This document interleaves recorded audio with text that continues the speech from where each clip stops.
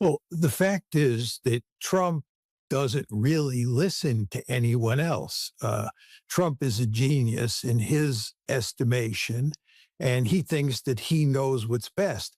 So he has set up this system inside the White House where he does have some advisors, but they're basically people who live in fear of him. And if they tell him something he doesn't like, he's free to ignore them. With regard to Congress, Congress has remarkably little power in the foreign policy realm. So President Trump is pretty much free to do whatever he wants. And this is how we got into this war in the beginning. You want to remember that almost all of his principal advisors were opposed to the war. This includes the head of the CIA, General Kane, who's the chairman of the Joint Chiefs of Staff, the vice president, and the secretary of state. They all thought that going to war against Iran in the fashion that we planned to do on February 28th was foolish. And of course, they proved right. But Trump refused to listen to them, paid hardly any attention, and instead listened to Benjamin Netanyahu and David Barnea, who is the head of Mossad. But this is just the way things work in the United States at this point in time. Yeah, in the past few days, there were all those reports of the depletion of U.S. Military capacity.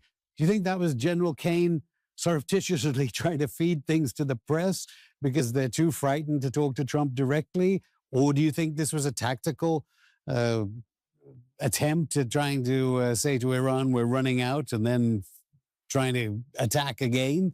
What was behind all these leaks to the press that the United States was running out of military capacity? Well, the first point I would make to you is that before the war started, General Kane was warning Trump that we had limited stocks of munitions for purposes of waging a war against Iran. And we certainly could not fight a protracted war. But what's happened is we're engaged in a protracted war, and it's amazing the extent to which we have depleted our stockpile of sophisticated weaponry. And these weapons are not going to be easy to replace. If you just look at air defense missiles, there are two kinds. One are the THAADs, and then the other are the Patriots. We have used up 80% of our THAAD missiles and 65% of our Patriots. With regard to, our attack missiles, our smart missiles that you can use for offensive purposes, we've used up 50% of the Tomahawks. And according to press reports, virtually all of the ATACMs and PRISMs. So the United States has really seriously damaged its inventory of sophisticated weapons that it really needs in places like East Asia, in places like Ukraine, and so forth and so on. And I think that someone, who knows who it is, has leaked this information in large part to send out a clear message that the Iran war has to end. And certainly we cannot escalate in that war without even doing more damage to our weapons inventory. I mean, you said Congress doesn't have that much power in the American system as it is now. The cabinet don't have either. What has been the role of Rupert Murdoch's Fox News in helping to continue the wars and continue the malign, I don't know what you would call the intel being distributed within the White House and the Pentagon? What is the role of Murdoch's Fox News? Well, putting aside Fox News for a second and just talking about Rupert Murdoch, it's very clear that there are a significant number of billionaires who have enormous influence with President Trump. And it's clear that Rupert Murdoch is one of them, and that Murdoch talks to Trump all the time. So independent of Fox News, there's no question that Murdoch has a great deal of influence. But if you talk about Fox News and then talk about the Wall Street Journal, he owns the Wall Street Journal. The Wall Street Journal is about as hawkish as you can get on Iran, on supporting the genocide in Gaza, on supporting the war in Ukraine. And of course, Fox News fits the same description. So Murdoch has a huge influence in that regard. We all know that Trump loves to watch Fox News and that he gets lots of his information from Fox News. So I'm sure that's helped him to think that there is a way to win this war. Although I would imagine at this point in time that President Trump has come to recognize that there's no way he can win this war. And that's why I like to argue that he's flailing around. But the idea that a country where millions are employed by the military industrial complex, not one of them has any way to exert any important power over the United States government as regards the war, and that an Australian billionaire can have more power than all of that? It's the way it works in the United States. I don't know what else to say. Uh, we know that even before President Trump took office, that Congress had remarkably little power in terms of controlling the executive branch. It was true when Joe Biden was president. And then along comes Trump, and Trump has a Republican majority in the Senate and the House.